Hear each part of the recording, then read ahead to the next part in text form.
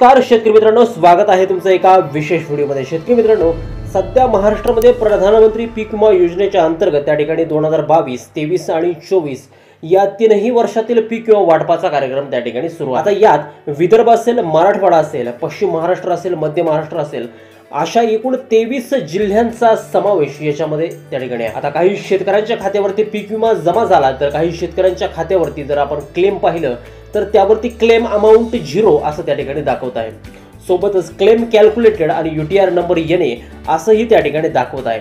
सोबतच claim type जो काय दाखवत आहे तो यील्ड बेस असं त्या ठिकाणी दाखवतो आहे। हा नेमका काय प्रकार आहे आणि अशा शेतकऱ्यांना पीक विमा मिळणार का याबाबतीत महत्त्वाचा अपडेट आपण याच्या व्हिडिओच्या माध्यमातून त्या ठिकाणी पाहणार आहोत।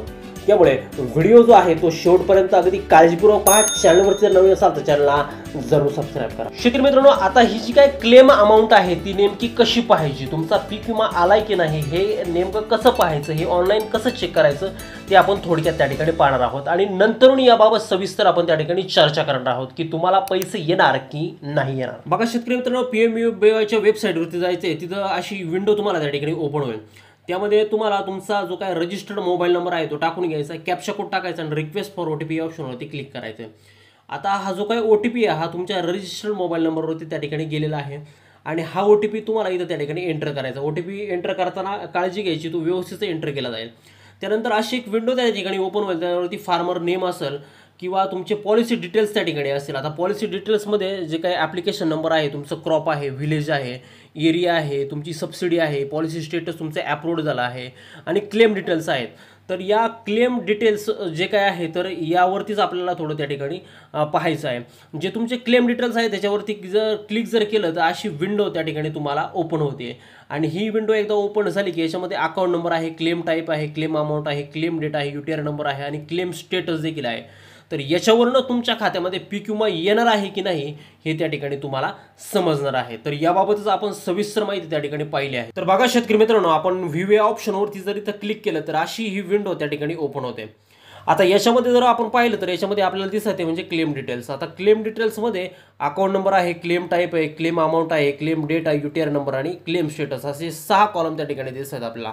आता याच्यामध्ये पहिला गोष्ट जी काय आहे ती म्हणजे क्लेम टाईप। आता क्लेम टाईप जो आहे तुमचा तो यील्ड बेस आहे। आता यील्ड बेस कधी असतं की जेव्हा शेतकऱ्याचं जे काय उत्पन्न आहे हे निर्धारित उत्पन्नापेक्षा त्या ठिकाणी कमी झालेलं असतं काहीतरी कारणामुळे, मग त्याच्यामध्ये नैसर्गिक आपत्ती असेल किंवा बाकीच्या अजून काहीतरी गोष्टी असतील किंवा जास्त प्रमाणात झालेला पाऊस असेल, तर ह्या कारणामुळे हे शेतकऱ्याचं उत्पन्न कमी होतं। मग त्यावेळेस जो दावा दाखल केला जातो शेतकऱ्याकडून त्याला यील्ड बेस असं त्या ठिकाणी म्हटलं जातं।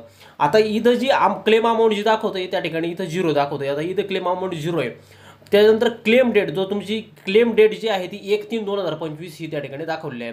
आता UTR नंबर जो आहे इथं त्या ठिकाणी नॉट ॲप्लिकेबल दाखवला आणि क्लेमचं जे काय स्टेटस आहे ते त्या ठिकाणी इथं दाखवलं आहे की क्लेम कॅल्क्युलेटेड, म्हणजे तुमचा जो काही क्लेम आहे तो त्या ठिकाणी कॅल्क्युलेटेड झाला आहे। आता इथं नेमका प्रश्न येतो म्हणजे क्लेम अमाऊंट जी आहे तुमची जी 0 आहे। आता क्लेम अमाऊंट जर 0 जर असेल आणि क्लेम जर तुमचा कॅल्क्युलेटेड दाखवत असेल तर तुम्हाला पीक विमा हा मिळणार नाही, हे तुम्ही सर्वप्रथम त्या ठिकाणी लक्षात घ्यायचं। किंवा काही शेतकऱ्यांचं असंही देखील असेल त्या ठिकाणी क्लेम टाईप तुमचा यील्ड बेस असेल, क्लेम अमाऊंट तुम्हाला समजा तुमची 10,000 किंवा 15,000 रुपये असू शकते किंवा क्लेम डेट असेल आणि क्लेम स्टेटस तुमचं कॅल्क्युलेटेड दाखवत असेल पण UTR नंबर तुमचा जर येणे नॉट ॲप्लिकेबल जर येत असेल तर तुम्ही काळजी करायची अजिबात गरज नाही। तुमच्या अकाउंटवरती त्या ठिकाणी तुम्हाला पैसे हे पीक विम्याचे जमा होणार आहेत।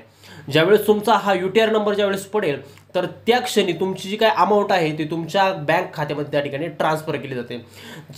त्यामुळं जे काही शेतकरी असतील त्यांनी हे पहिल्यांदा चेक करायचे तुमची क्लेम अमाऊंट किती आहे। तुमची क्लेम अमाऊंट जर 0 सोडून जर 0 व्यतिरिक्त दुसरी जर असेल तर तुम्हाला चिंता करण्याची गरज नाही आहे की तुमच्या अकाउंटमध्ये पीक विम्याचे पैसे हे त्या ठिकाणी 100% येणार म्हणजे येणार त्या ठिकाणी आहे। माहिती जर आवडली असेल तर व्हिडिओला एक लाईक नक्की करा, तुमच्या मित्रांपर्यंत ही माहिती त्या ठिकाणी जरूर शेअर करा। तुमच्या जिल्ह्यात पीक विमा जमा झालाय का कमेंट करायला विसरू नका।